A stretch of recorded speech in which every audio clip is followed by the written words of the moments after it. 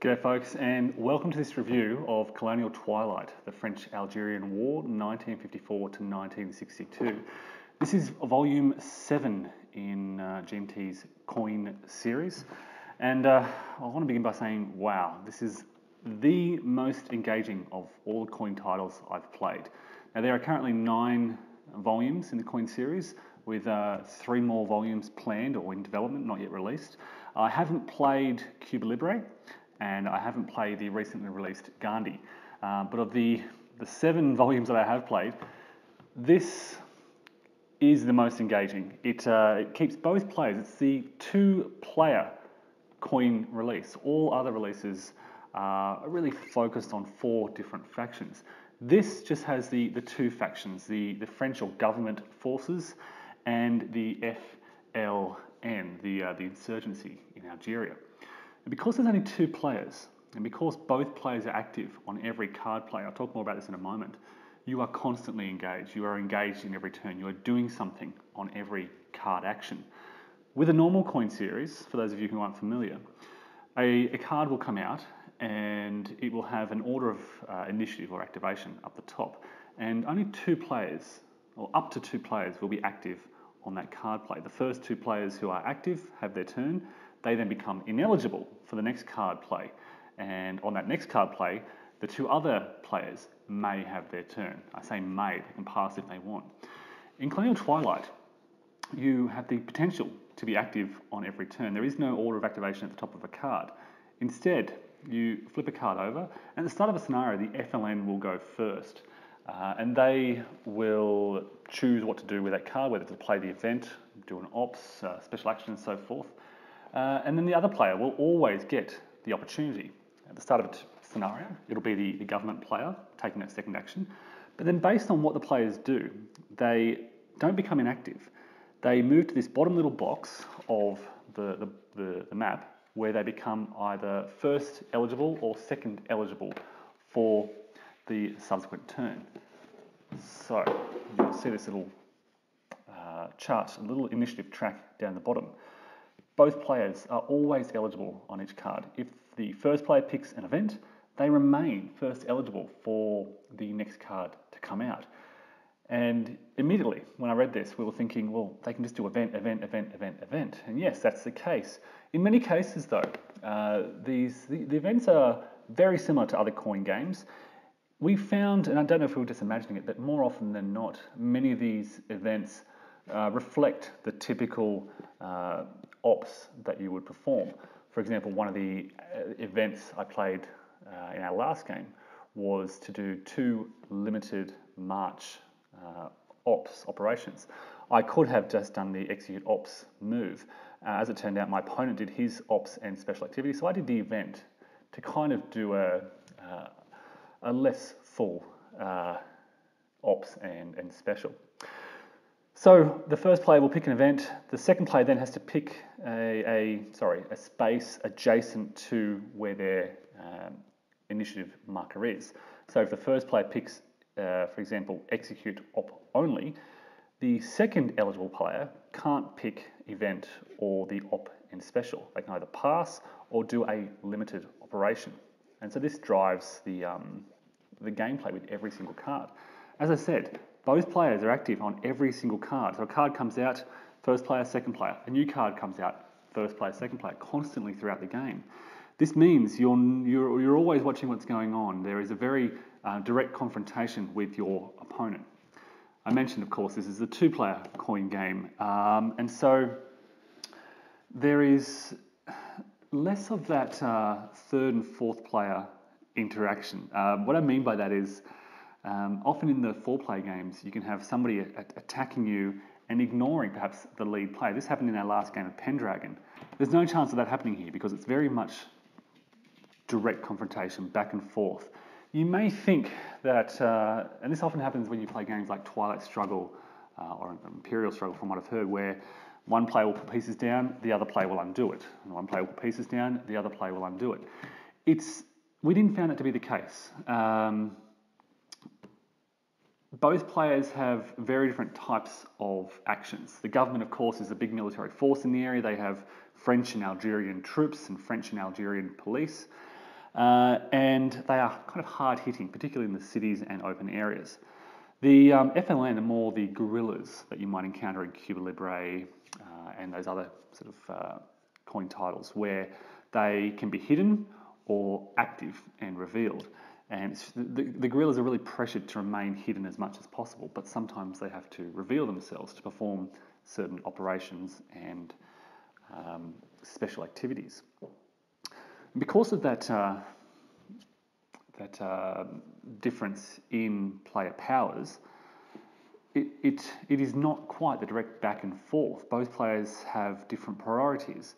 The FLN are trying to build bases, and they score victory points by building bases throughout this map, whereas the government are trying to enhance their commitment to the fighting. So recent publications in the coin series like Pendragon, Falling Sky and Liberty or Death have all sort of tweaked the combat rules a little bit. Pendragon in particular, I love the theme for Pendragon. The combat system frustrates me a little bit. It's a little bit of a burden to go through so many different steps. Colonial Twilight brings us back to the basics, back in those early volumes of the coin series. It is a simple, in most cases, how many troops do you have here? You have 4 troops. Okay, in that case, halve them and remove that many exposed or revealed active guerrillas. If you've got guerrillas in a space, roll the die. If you roll less than the number of guerrillas, less than or equal to the number of guerrillas, then you can remove 2 government forces, but there's a sort of removal priority. It's very easy to grasp. There are relatively few, in Pendragon for example, there's this whole option tree. Do you want to ambush? No. Do you want to withdraw? No or yes. Is there cavalry who can attack first? The regulars will attack next, and then your warbands will attack last, or I'm probably not getting that right, but then you move to the siege, and is there a fort or a hill fort or a town, and they can then attack, and then you can withdraw into the hill fort. So there's all these options in Pendragon, which adds to the strategic and tactical considerations, but also slows things down a lot. Your battles can take some time to resolve and think about, and you've got to weigh up the different decision processes and options that you have. Do you want to ambush here, or do you just want to try and withdraw? If you withdraw, well, you're then in the hill fort, but can they destroy you in the hill fort? All these kind of considerations, which, as I said, slows things down. Colonial Twilight has very quick combat mechanism. Basically, the government forces just go, okay, I've got troops here, you're exposed, they're dead. Matter of seconds. The guerrillas say, all right, we're attacking here, we're rolling a dice, that's less than what I've got, you lose 2 police forces in that area. So I actually prefer that simplicity. You're focusing more on the broader strategic considerations rather than what's happening in this particular combat. The guerrillas, of course, typically don't want to fight. They don't want to fight against stronger government troops. So they're trying to remain underground. They have their rally action, which lets them flip their guerrillas underground. Their rally action can also be used to place more guerrillas or to... I'll show you this guerrilla. So that's exposed and active, and that is underground. And sometimes you need underground guerrillas to perform actions like extort or terrorize, or I think subvert as well. So you need these underground guerrillas, and the rally action can flip your active guerrillas back underground.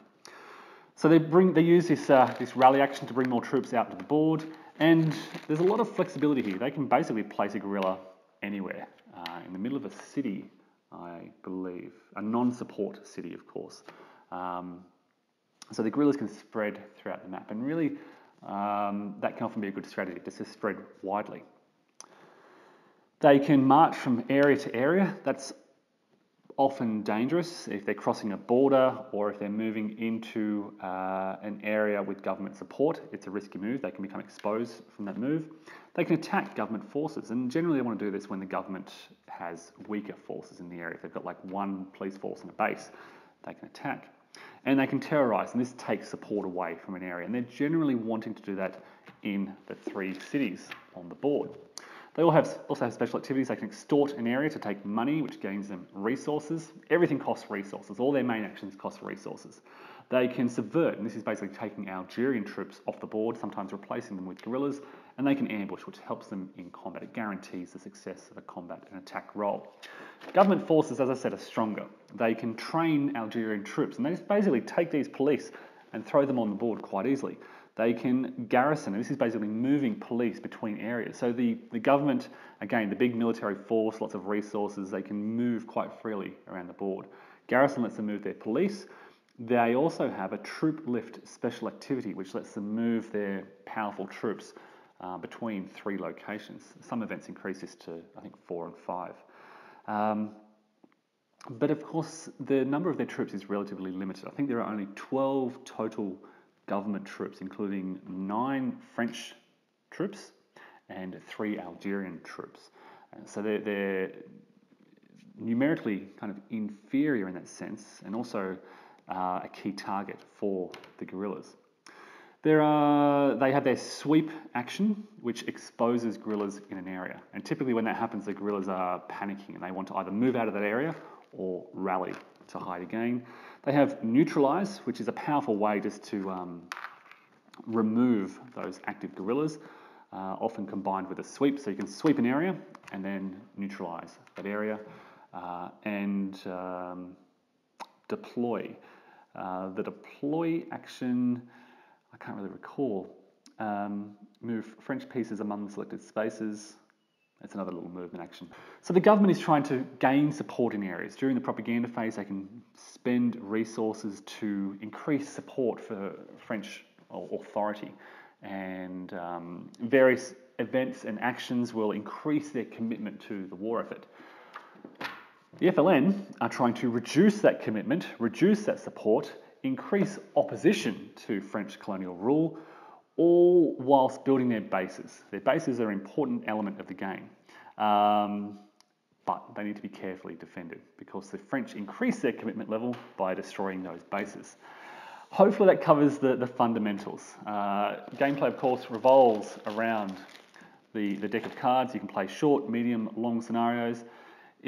Our experience has been that it plays quicker than Pendragon, and being a 2-player game, you've only got, I guess, 2 people to consider here, quicker than most coin games. But I would argue with more depth and more engagement. So it plays in the same, if not less, amount of time. There's a direct back and forth and direct interaction between you and your opponent, but you are constantly engaged. For all these reasons, I rate this as one of the best coin games, and I sincerely hope that this serves as a basis for more 2-player coin games. The theme itself, the French-Algerian War, Algerian independence, doesn't interest me particularly from a historical point of view, but I love playing this because of the way it's designed. It's a brilliant case of low interest in the theme, maximum interest in gameplay and rules implementations. Now, because it's a 2-player game, it serves as a great introduction to the coin series more broadly. The 4-player or the other 4-player coin games can be difficult to teach to somebody. You're either playing, if you're teaching one person, you're either playing 2-handed, which is quite difficult. You've got this new player running 2 powers, or if you're playing a full 4-player game, 3 people may know the rules, one person is new and may not be playing very well, or there'll be 2 new players, creates difficulties. 2-player coin game, you may know the game and you're teaching a friend, introducing them to coin, you can run them through things carefully.